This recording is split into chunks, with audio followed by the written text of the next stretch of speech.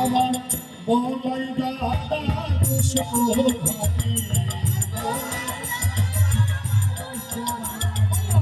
বলাই দাদা দুষ্ট ভাবি দুষ্ট ভাই বলাই দাদা খেলনি বলাই দাদা দুষ্ট ভাই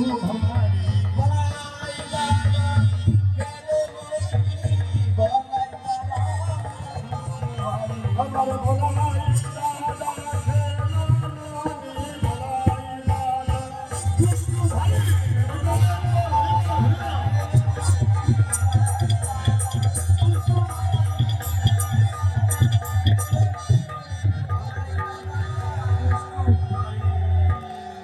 বলাই দাদা ননি খেয়েছে আমি খাইনি।